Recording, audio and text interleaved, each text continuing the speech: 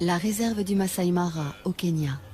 L'un des lieux emblématiques de la vie sauvage, avec ses hôtes de toujours, les herbivores en perpétuel mouvement et les carnassiers en embuscade. Cette image de la savane africaine s'impose comme une évidence. Pourtant, les scènes qui vont suivre nous montreront que l'existence de tous ces animaux ne se résume pas à la simple alternative manger ou éviter d'être mangé.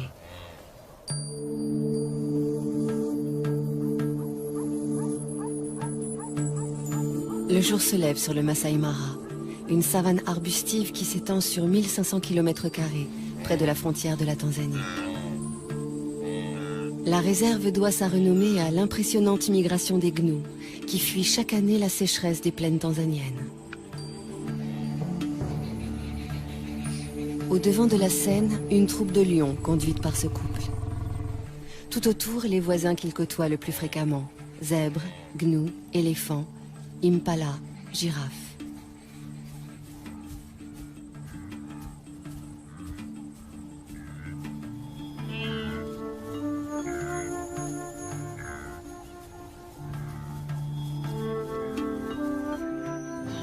Les amours de ces deux lions constituent à eux seuls une pièce en plusieurs actes. Le mâle a tout pour lui. Une magnifique crinière, un port altier, des yeux de velours dont il dévore sa partenaire. Mais elle se fait prier. C'est son rôle. Et celui du mâle est pour l'instant de la suivre comme son ombre.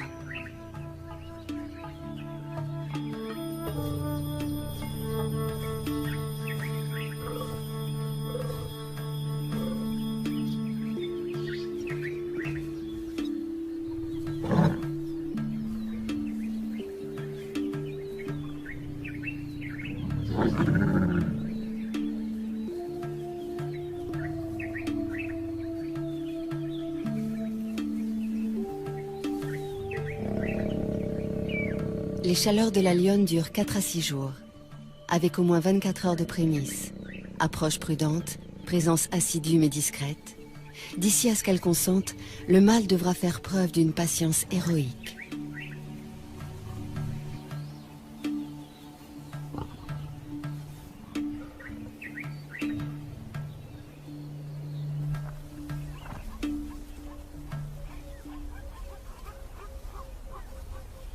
Pourquoi tant d'herbivores dans le Masai Mara? Parce que nous sommes en février, période où cette savane offre une herbe fraîche, riche en protéines. De jeunes pousses surgit 2 à 3 semaines après les pluies. Pour s'en repaître, les gnous sont prêts à parcourir 700 km depuis les plaines du Serengeti au sud.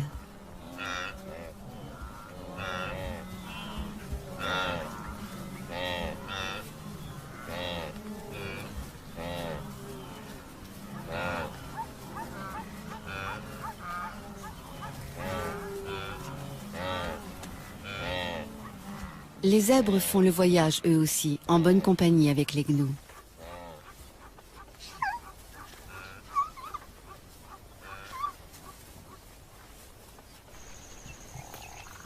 Comme il se doit, les lions prennent leur tribut sur ces troupeaux, ou plutôt les lionnes, puisque ce sont elles qui chassent.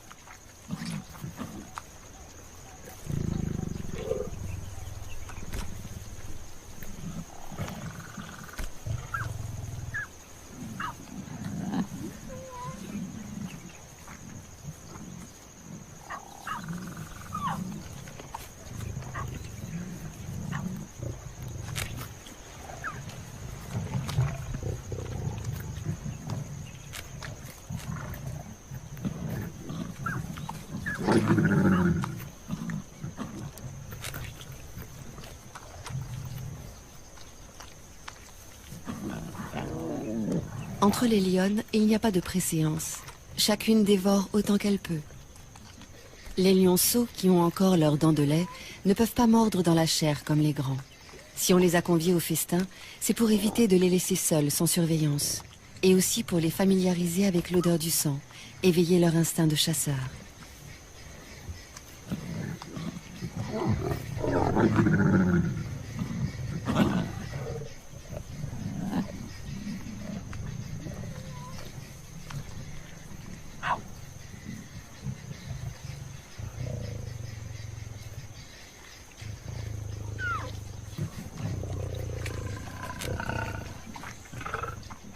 Celle-ci est la plus experte de la troupe. C'est elle qui dirige les opérations lors des chasses collectives. Une fois rassasiée, elle surveille les alentours. Une aussi belle prise pourrait attirer une troupe rivale. Et alors, gare aux petits.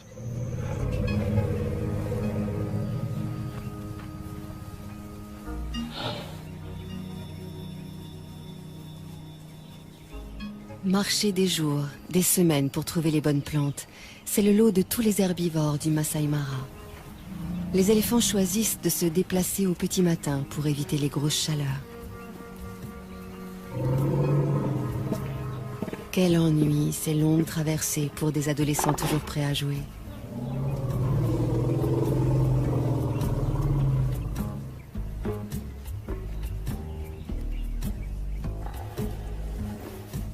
C'est la matriarche, une éléphante âgée et expérimentée qui prend systématiquement la tête du cortège. Elle connaît par cœur tous les chemins à emprunter pour parvenir aux sites les plus abondants en nourriture. Elle tolère de loin en loin une récréation. Les jeunes en ont besoin pour s'exercer aux grandes bagarres de l'âge adulte. Mais lorsqu'elle estime qu'il est temps de repartir, personne ne s'attarde. Enfin, presque personne. Cet éléphanteau n'arrivait pas à sortir de sa sieste et il a fallu le secouer un peu.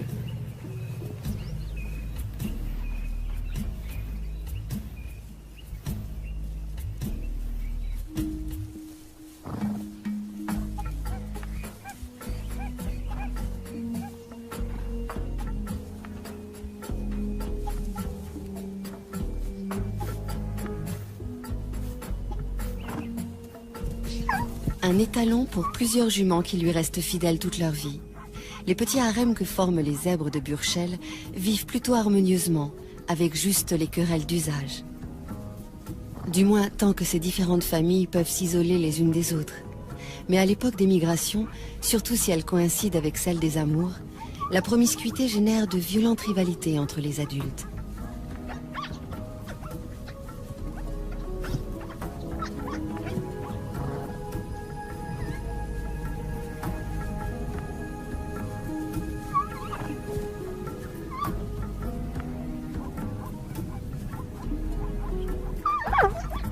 Les poulains s'entraînent le plus tôt possible à ces joutes équestres, pour pouvoir défier un jour le chef d'un harem et échapper, le cas échéant, aux griffes ennemies.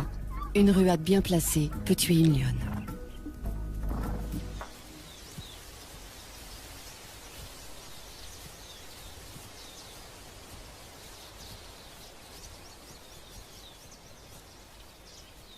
Quand on a la tête perchée à plus de 5 mètres du sol, on repère facilement les dangereux carnivores.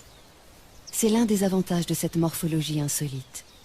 L'autre étant de pouvoir atteindre les sommets des arbres inaccessibles aux herbivores lambda.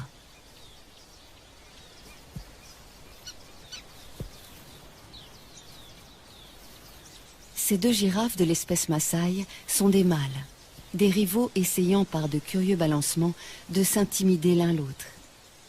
Aucun des deux ne voulant abandonner, il va falloir en venir au coup.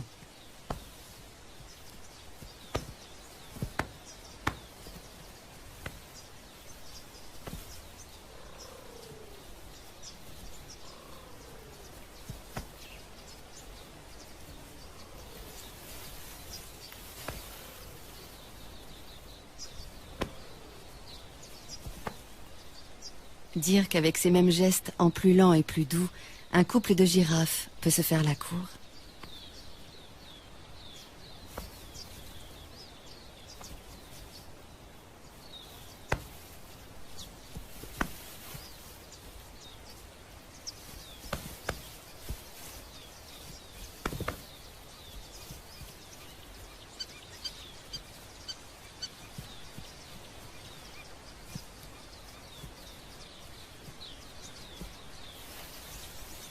Les girafes Maasai vivent en petites troupes sous la coupe d'un seul mâle.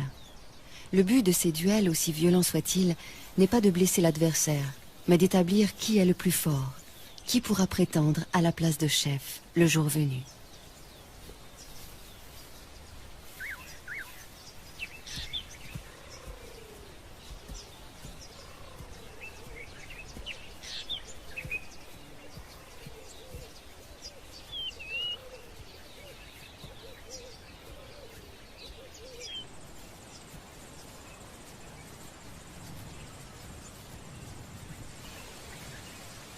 À longueur de journée, les troupes qui comptent parfois jusqu'à 30 ou 40 femelles et jeunes se déplacent pour chercher de la nourriture.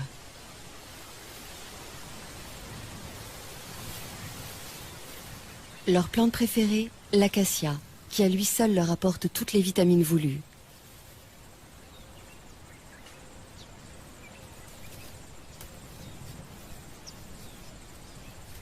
L'acacia est hérissée d'épines, mais peu importe. Les girafes ont la bouche totalement insensible et la langue assez souple pour détacher les feuilles sans s'égratigner.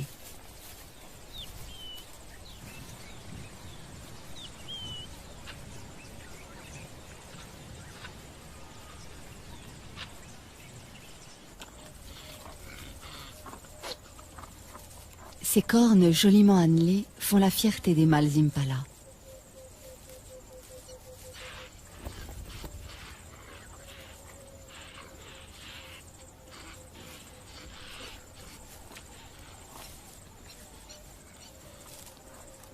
Elles peuvent mesurer jusqu'à 80 cm et ont un pouvoir de séduction qui ne laisse aucune femelle indifférente.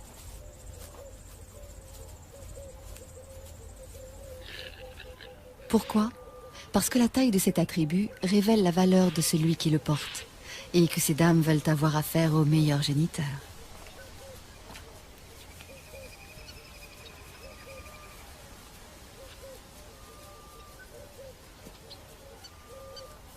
À la saison des amours, le mâle dominant s'approprie un vaste territoire. Les femelles qui traversent son fief sont à lui et il repousse quiconque essaie de les approcher. Une tâche exténuante, surtout que ces harems de 100 femelles ou plus attirent de nombreux prétendants fortement motivés.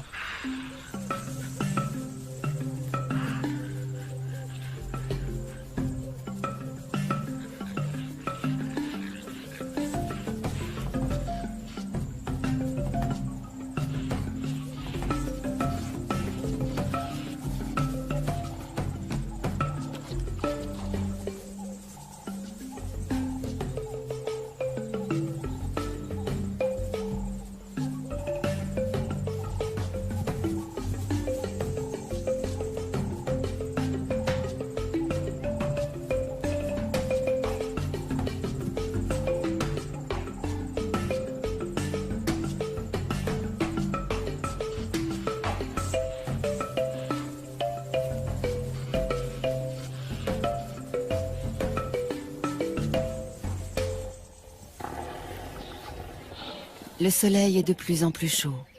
La matriarche a su conduire sa troupe près d'une zone ombragée où poussent les meilleures graminées de la saison. Ces moments de convivialité incitent à échanger. Les éléphants ont une façon très touchante de se saluer ou de se déclarer leur affection mutuelle.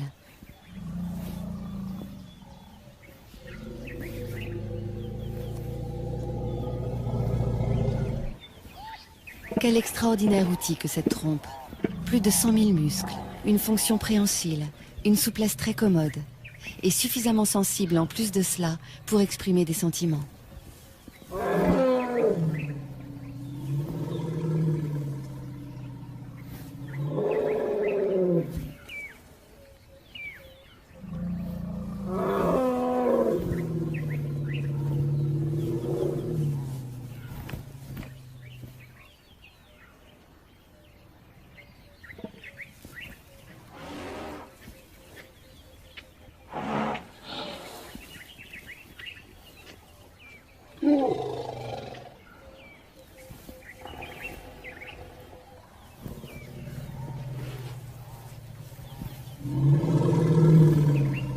Lors de ces pauses, les éléphanteaux restent constamment sous bonne garde. Ceux qui ne sont pas encore en âge de brouter en profitent pour s'offrir une petite tétée. Ils y ont droit jusqu'à 3 ou 4 ans. L'autonomie commence bien plus tôt pour les petits impalas. Ils ne sont allaités que pendant 5 mois, après quoi ils doivent brouter comme les adultes et surtout être capables de suivre le mouvement du troupeau. Par contre, pour avoir un territoire à eux, les jeunes patienteront jusqu'à l'âge de 4 ans. Ce temps d'attente se passe au sein de la harde.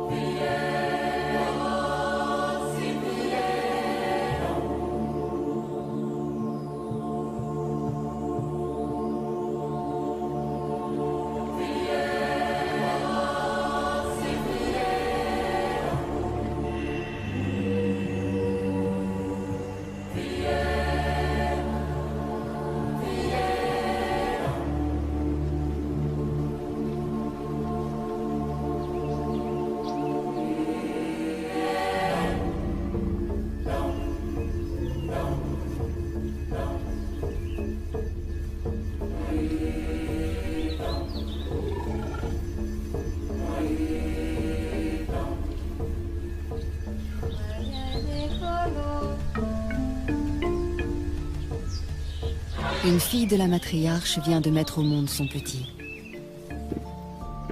Il est déjà debout, mais bien chancelant encore. Et pendant un assez long moment, la mère et l'éléphante restés pour l'assister vont l'encourager à tenir sur ses pattes pour aller téter.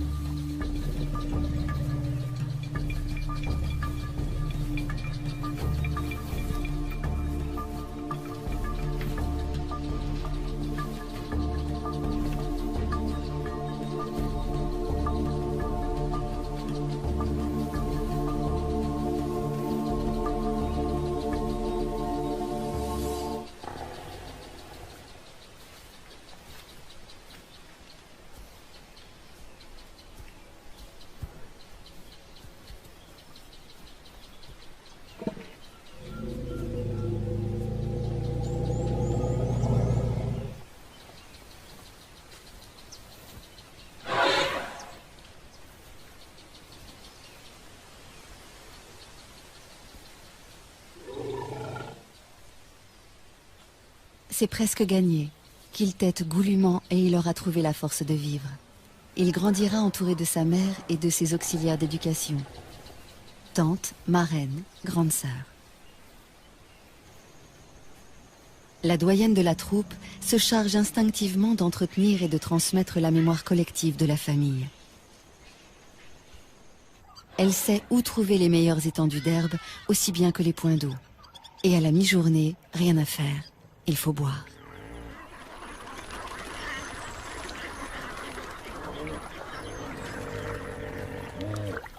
Ce ne sont pas 3 hippopotames somnolents qui vont les empêcher de se désaltérer.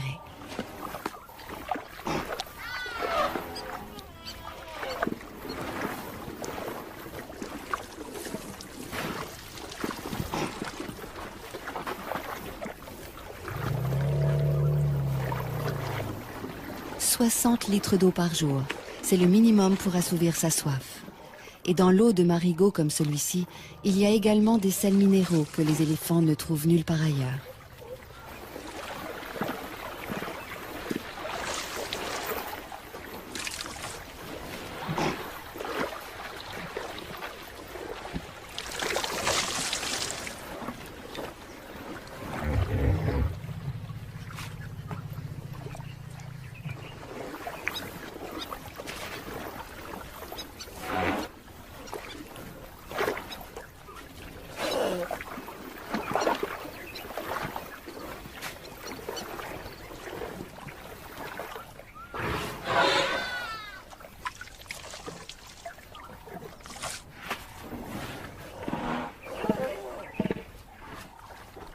Les mares sont non seulement des abreuvoirs, mais aussi des points fixes où les mâles solitaires peuvent reprendre contact avec la troupe pour éventuellement s'accoupler avec des femelles.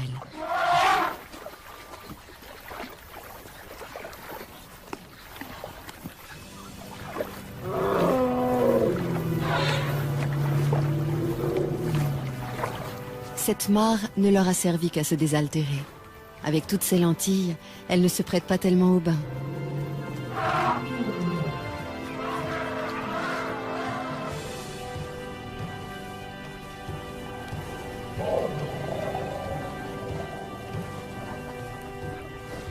Le bain est indispensable pour éliminer les poux qui s'incrustent dans les replis de la peau.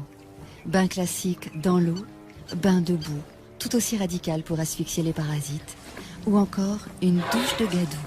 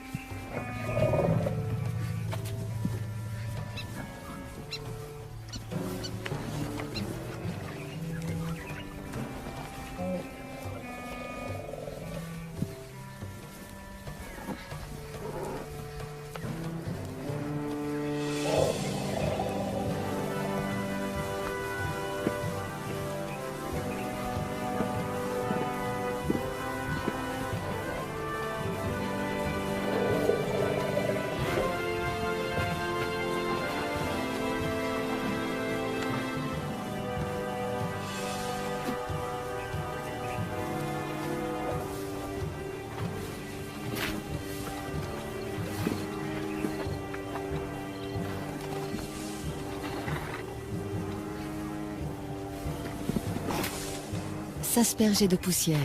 Autre technique pour se débarrasser des bestioles qui vous harcèlent.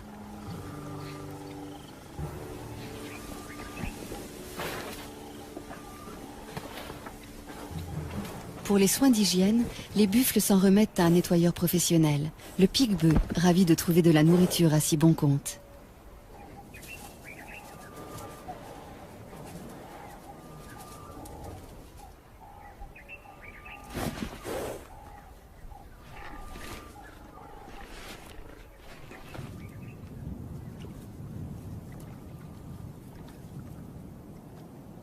Une sentinelle dans un drôle d'uniforme.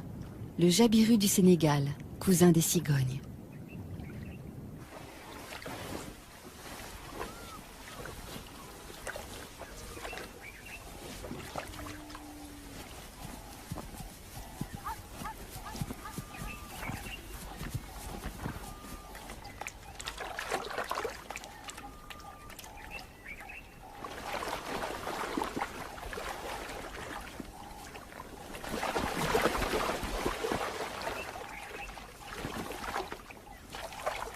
Trouver de quoi boire est une obsession quotidienne pour toutes les espèces de la savane. Chez les zèbres, un étalon est plus sûr de séduire des femelles s'il choisit un territoire près d'un point d'eau.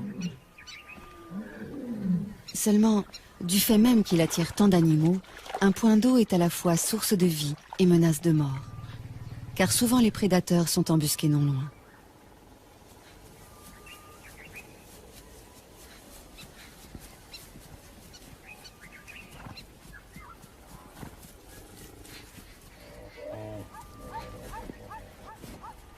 Se rassembler, faire bloc, c'est la meilleure des défenses. Surtout ne jamais s'isoler du troupeau, les chasseurs n'attendent que cela.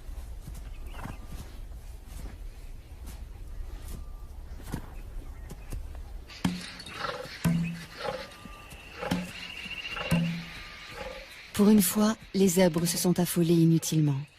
Les lions venaient juste se désaltérer. La proie qui s'agite tout près, c'est le hasard qui vient de la mettre à leur merci.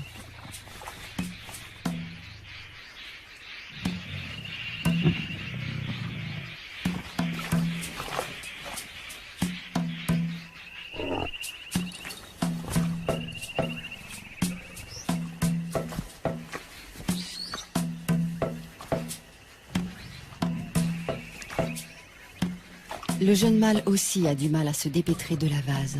Mais hélas, moins que le zèbre lourdement handicapé par son poids.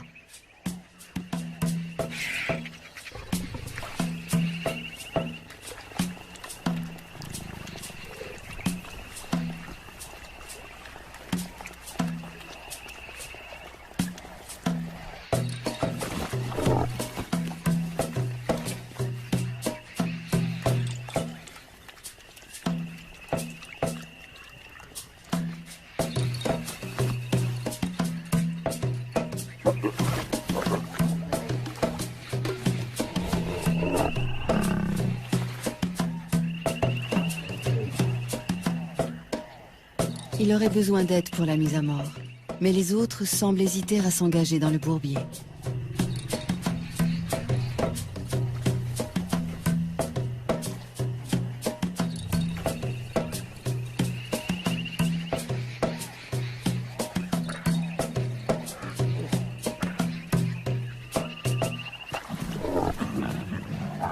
Certains préfèrent chahuter pour l'instant. Il ne leur reste plus beaucoup de temps pour ces jeux insouciants. À 3 ans, ils seront expulsés de la troupe, priés de se débrouiller seuls et de trouver ailleurs un groupe de femelles à séduire.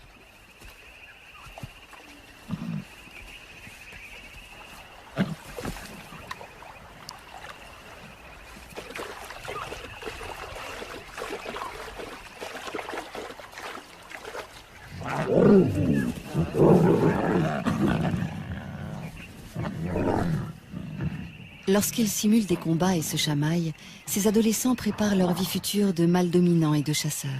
Ces entraînements développent la force physique et la réactivité.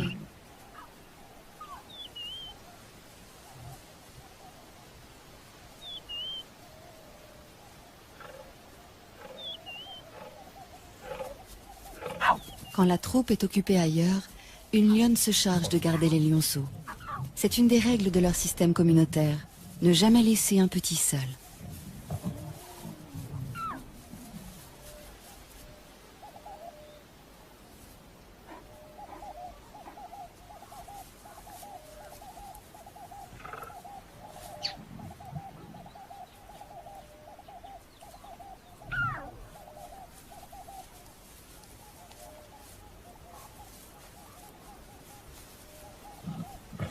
Qu'ils soient les siens ou ceux d'une autre, la lionne les allaite sans aucune discrimination. Chaque femelle de la tribu est à la fois mère, nourrice et marraine. Pourquoi faut-il éviter à tout prix de laisser les lionceaux livrés à eux-mêmes? Par crainte des hyènes, qui peuvent rôder dans la savane, mais aussi à cause des lions eux-mêmes.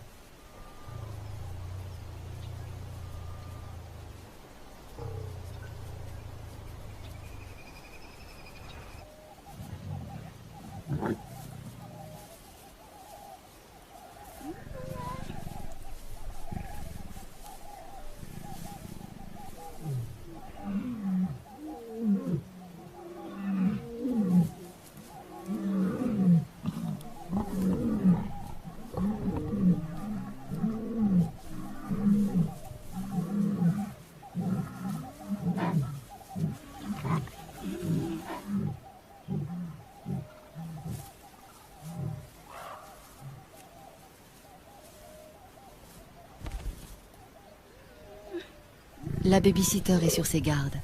Elle sait bien que les jeunes mâles célibataires qui errent en quête d'une troupe à conquérir sont parfois affamés, hargneux, donc dangereux.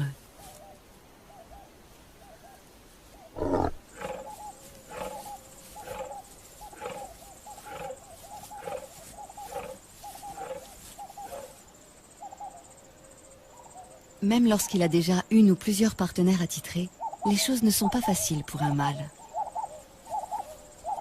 Le nôtre en est toujours aux manœuvres d'approche. Toutefois, il a bien avancé et peut espérer arriver à ses fins d'un moment à l'autre.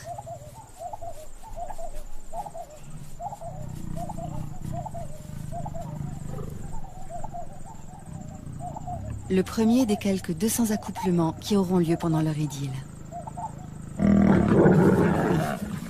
Désormais, il y en aura un tous les quarts d'heure environ.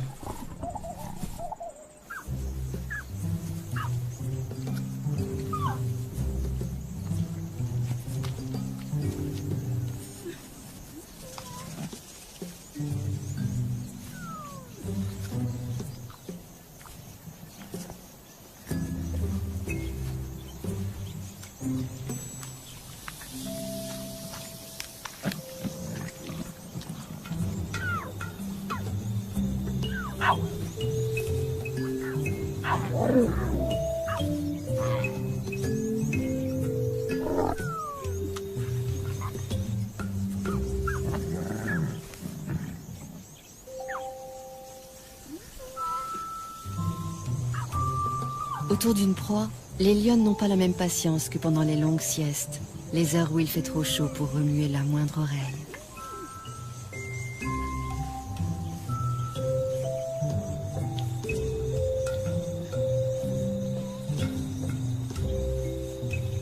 Encore que pour les lionceaux, les siestes se transforment immanquablement en bagarres sans fin.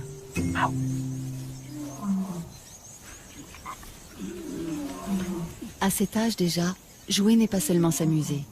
Avec les galipettes, les culbutes, les courses-poursuites, les lionceaux apprennent à ajuster leur comportement, à contrôler leurs gestes. C'est ainsi qu'ils établissent leur rapport hiérarchique et leur code.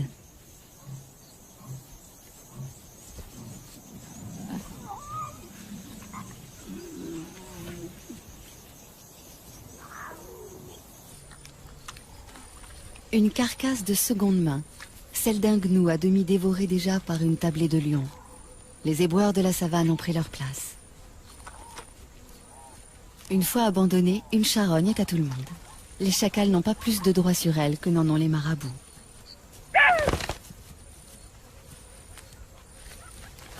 Harcelés par les marabouts, les chacals ont préféré s'en aller, mais non sans emporter un magnifique trophée, la queue du gnou.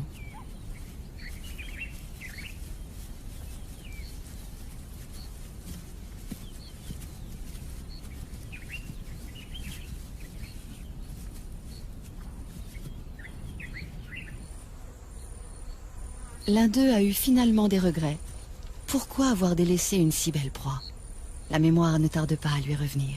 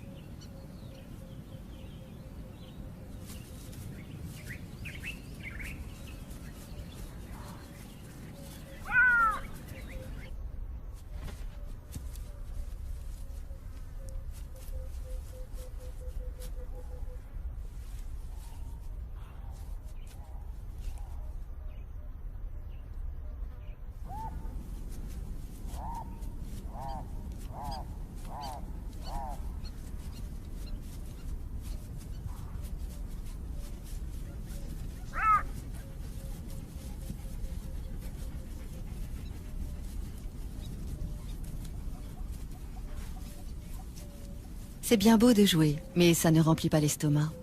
Et si l'on ne trouve pas de charogne, que reste-t-il? La chasse.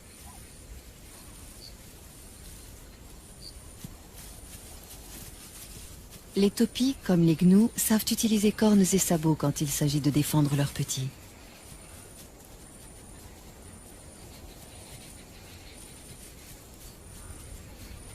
S'attaquer seul à 2 fois plus grand que soi, est-ce bien sérieux?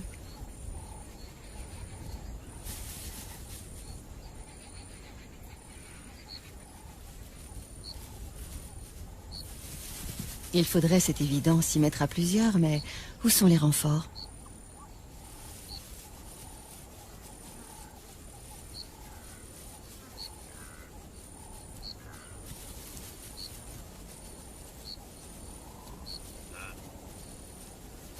Les voici, mais trop tard.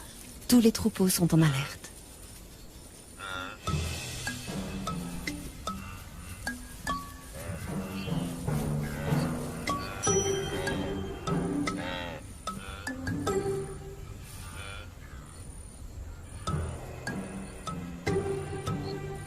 Des gnous, on connaît surtout les immenses cortèges marchant vers leur terre promise.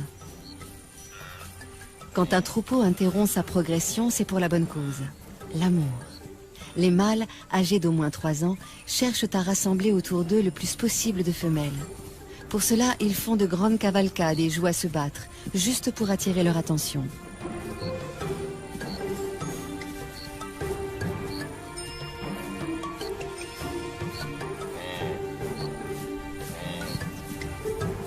La frénésie et la nervosité des gnous les poussent parfois à des comportements étranges, comme dans la scène qui va suivre. Un bébé de quelques heures à peine, rudoyé par plusieurs adultes.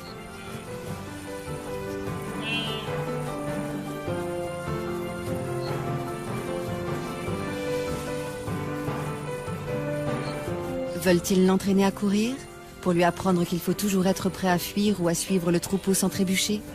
Ce n'est là qu'une hypothèse.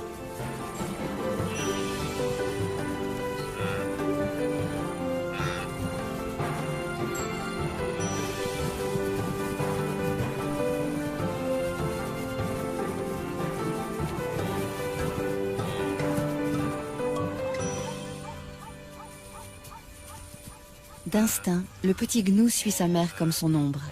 S'éloigner d'elle, surtout quand le troupeau se met en marche, c'est risquer de la perdre. Et mourir à coup sûr car aucune autre ne la remplacera. Une mère gnou n'accepte jamais de nourrir un autre petit que le sien.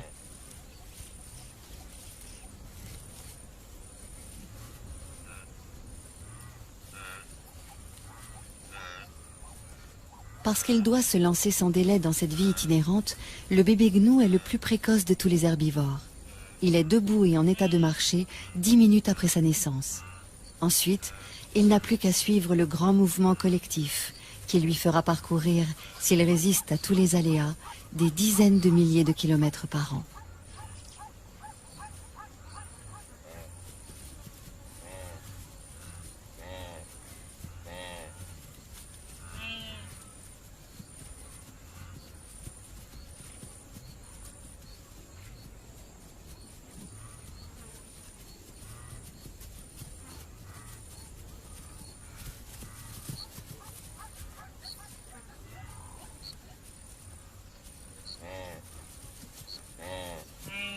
Tous ceux qui parcourent ces plaines herbeuses, que ce soit les gnous en troupeaux denses ou les taupiers et les zèbres beaucoup moins nombreux, tous, excepté les éléphants, ont à craindre évidemment les grands carnivores.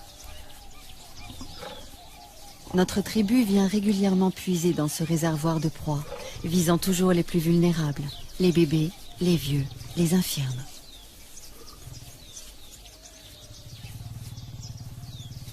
Sans doute les lionnes ont-elles fait bonne chère il y a peu, car la chasse n'est pas à l'ordre du jour. L'humeur est plutôt câline et espiègle.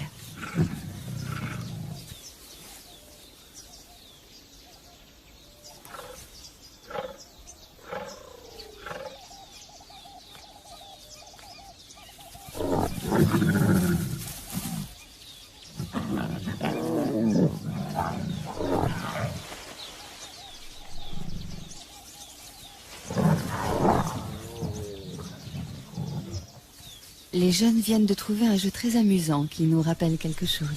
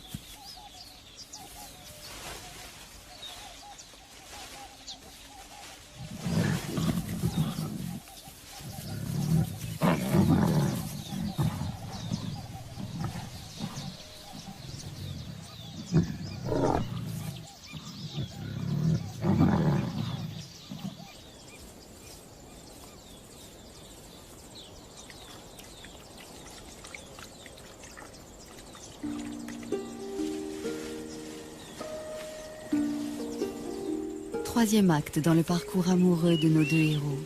Roméo vient réclamer ou proposer une énième copulation.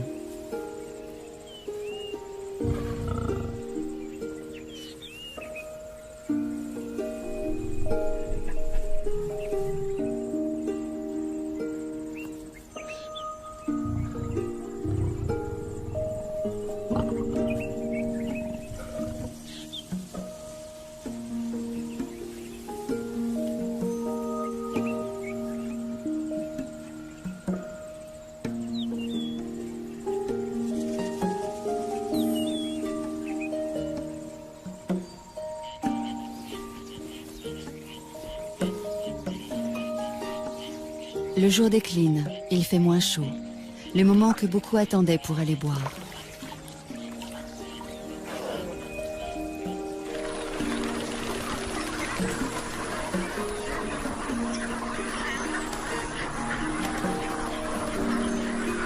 Autour de la mare des lions, tout semble palpiter au ralenti, comme si la fatigue de la journée se faisait sentir chez toutes les espèces.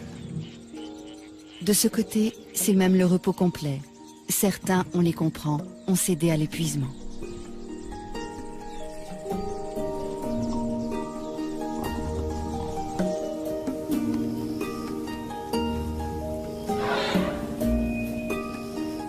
La nuit va bientôt tomber sur le Masai Mara où évoluent jour après jour les éternels nomades, les chasseurs chevronnés et tant d'autres animaux. Au rythme des saisons, la lutte de chacun pour sa survie maintient ce juste équilibre dont la nature africaine a le secret.